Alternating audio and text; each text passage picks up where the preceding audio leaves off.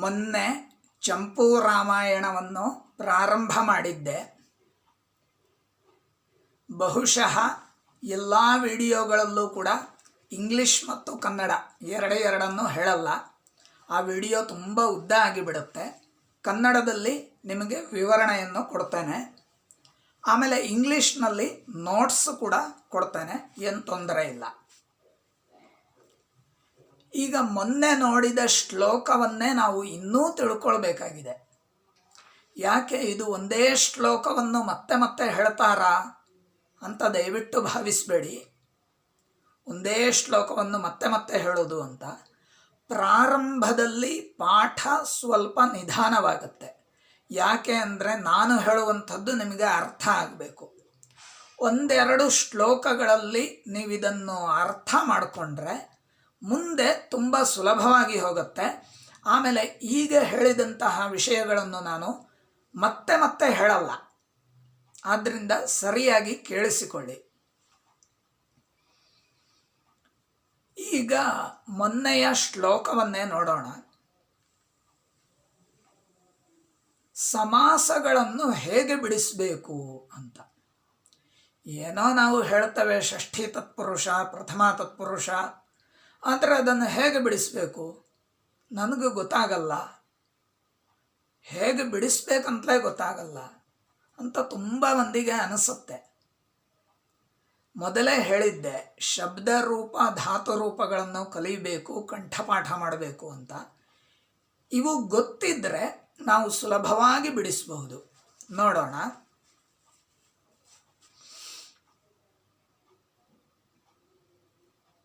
ಸಂಸ್ಕೃತದಲ್ಲಿ ನಿಮಗೆ ಅರ್ಥ ಮಾಡ್ಕೊಳ್ಳಿಕ್ಕಾಗಲ್ಲ ಅಂತಾದರೆ ಮೊದಲು ಕನ್ನಡದಲ್ಲೇ ಅರ್ಥ ಮಾಡಿಕೊಳ್ಳಿ, ಕನ್ನಡದಲ್ಲೇ ಬಿಡಿಸ್ಕೊಳ್ಳಿ, ಆಮೇಲೆ ಸಂಸ್ಕೃತದಲ್ಲಿ ಬಿಡಿಸ್ಕೊಳ್ಳಿ.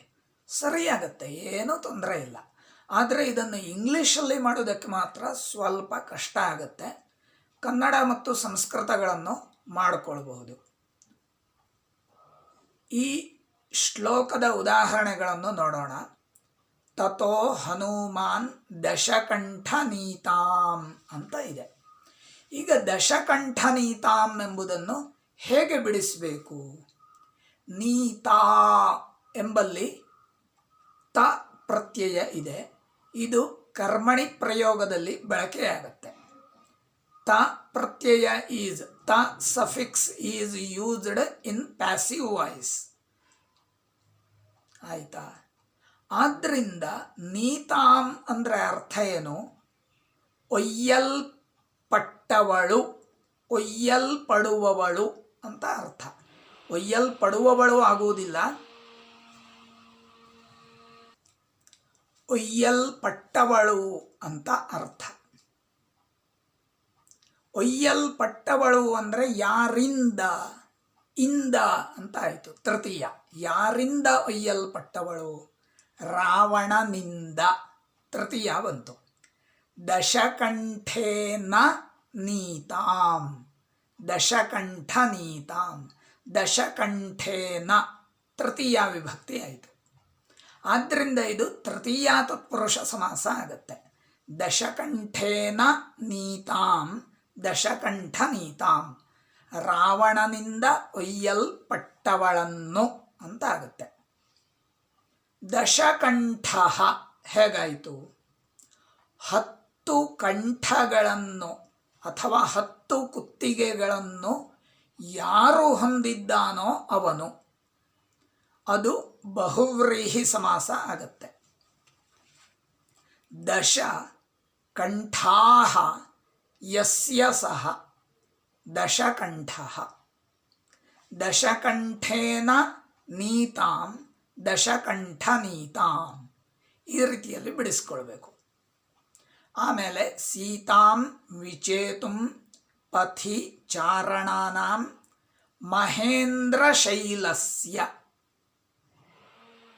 ಇದನ್ನು ಹೇಗೆ ಬಿಡಿಸಬೇಕು? ಮಹೇಂದ್ರ ಅಂದರೆ ಹೆಸರು, ಅದೊಂದು.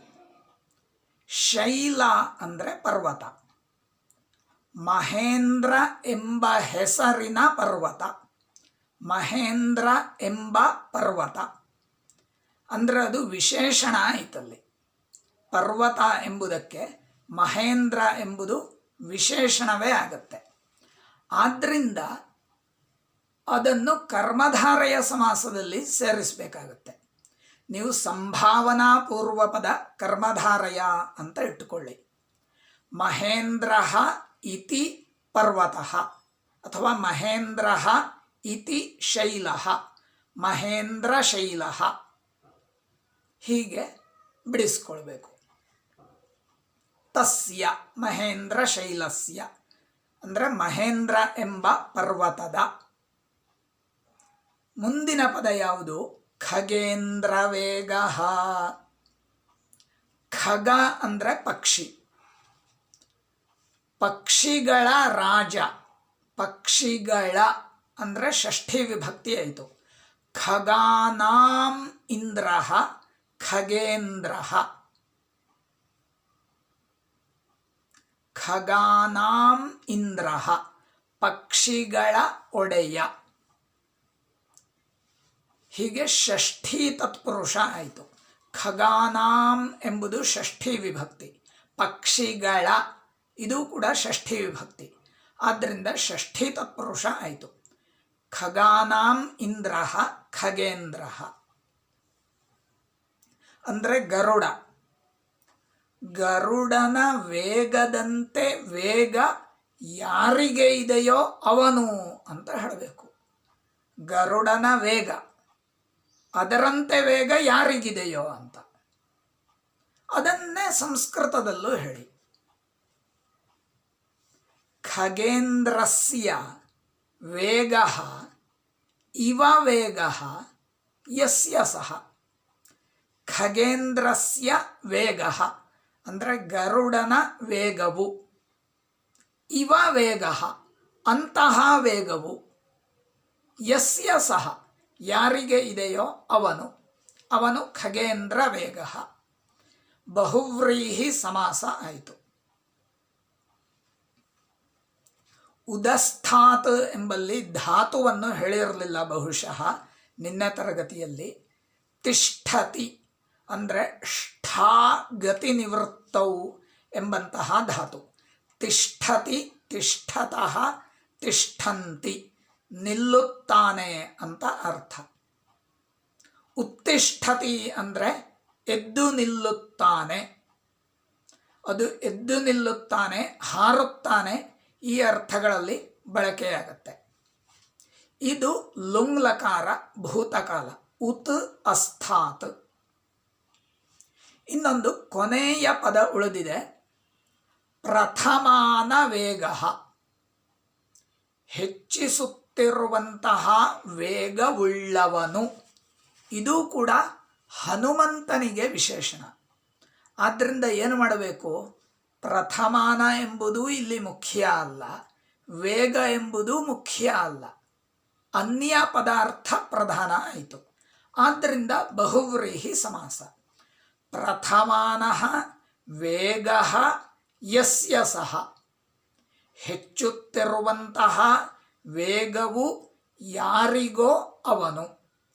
ಪ್ರಥಮಾನ ವೇಗ. ಹೀಗೆ ಬಿಡಿಸ್ಕೊಳ್ಬೇಕು. ಹೀಗೆ ಸಮಾಸವನ್ನು ಅರ್ಥಕ್ಕೆ ತಕ್ಕಂತೆ ನೀವು ಕನ್ನಡದಲ್ಲಿ ಬಿಡಿಸಿಕೊಂಡು ಆಮೇಲೆ ಸಂಸ್ಕೃತದಲ್ಲಿ ಅದನ್ನು ಹೇಳಿದರೆ ತುಂಬ ಸುಲಭವಾಗಿ ಸಮಾಸವನ್ನು ಬಿಡಿಸ್ಬೋದು. ಕೇವಲ ನೀವು ಸಂಸ್ಕೃತದಲ್ಲೇ ಹೇಳಬೇಕು ಅಂತ ಪ್ರಯತ್ನ ಪಟ್ಟಾಗ ತುಂಬ ಕಷ್ಟ ಆಗತ್ತೆ ಅಷ್ಟೆ.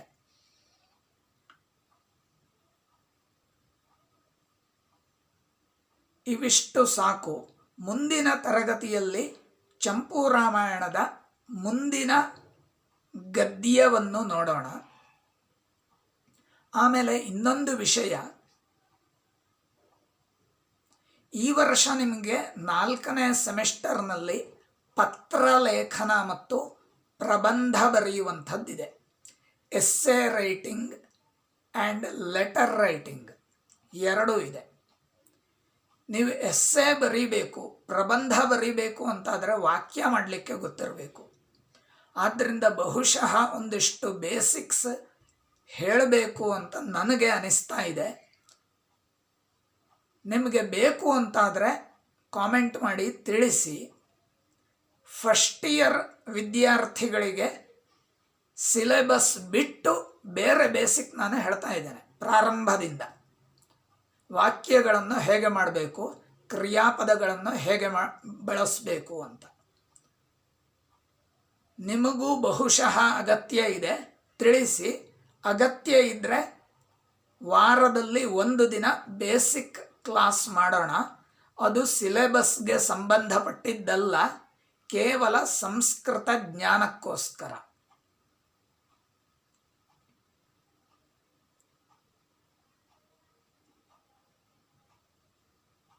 ಈಗ ಇದನ್ನೇ ಇಂಗ್ಲಿಷಲ್ಲಿ ಸ್ವಲ್ಪ ನೋಡಿ ಹೇಳಿದ್ದನ್ನು. ದಶಕಂಠ ನೀತಾಂ ಅಂತ ಇದೆ. ದಶಕಂಠ ನೀತಾಂ. ನೀತಾಂ ಹಿಯರ್ ತ ಸಫಿಕ್ಸ್ ಆರ್ ಕ್ತ ಸಫಿಕ್ಸ್. ಕ್ತ suffix is used in passive voice. So you should take the meaning of passive voice here. ನೀತಾಂ is taken, is kidnapped. This is the meaning for Neeta. Then ask the question, by whom? By whom means it is instrumental case, third case. By whom? By Ravana. Say in Sanskrit, by Ravana is kidnapped. By Ravana is taken. Means one who is taken or one who is kidnapped by Ravana. She is Dashakantha Neeta. By Ravana Dashakanthena Neetam is kidnapped or was kidnapped. So deriving the compounds are easy if you understand the meaning either in Kannada or in English. Dashakantha, 10 one who has 10 throats. Dasha kantaha yasya saha. Dasha 10 kantaha throats. Yasya saha, who has, one who has. He is Dashakantha. So deriving the compound is always depending on the meaning, not depending on the words. If you know the meaning perfectly, then you can derive the compound easily. Then Sitam Vichetum Pathi Charananam Mahendra Shailasya. Mahendra is name, Shaila is mountain. So the mountain named Mahendra is the meaning for Mahendra Shaila. So say in Sanskrit, Mahendraha iti Shailaha. Mahendraha iti, thus Shailaha, mountain. This is Karmadharaya. Karmadharaya means adjectival compound, because Mahendra is adjective for Shaila, and using the adjective is just different than English. Using the adjective in Sanskrit is just different than English. Mahendra is also adjective, so it is adjectival compound or Karmadharaya Samasa. Then Khagendra Vegaha. Khagendra means the leader of the birds. Of the birds. So you should use genitive case, sixth case. Of the birds. Khaganam. Indraha, leader or lord. So lord of the birds or leader of the birds. Khaganam Indraha, Khagendraha. Here Khaganam is genitive case, Shashti. So it is Shashti Tatpurusha compound. Then Khagendra Vegaha, one who has the speed of the lord of the birds. This is attributive compound. Bahuvrihi Samasa.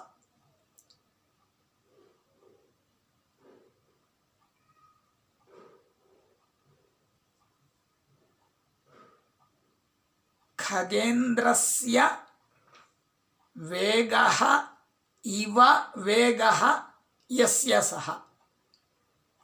Khagendrasya Vegaha.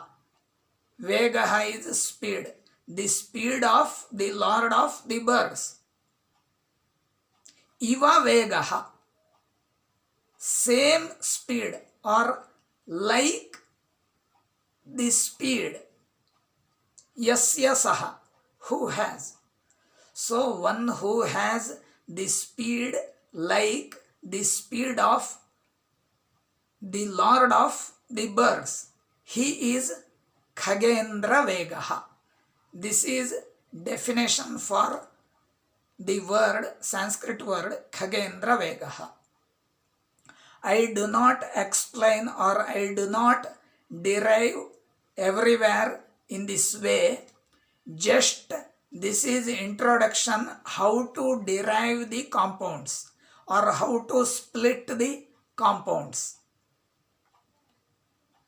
Then we will see the prose in next class. ಚಂಪೂ ರಾಮಾಯಣದ ಗದ್ಯವನ್ನು ಮುಂದಿನ ತರಗತಿಯಲ್ಲಿ ನೋಡೋಣ. ಇವತ್ತಿಗೆ ಈ ತರಗತಿ ಸಾಕು.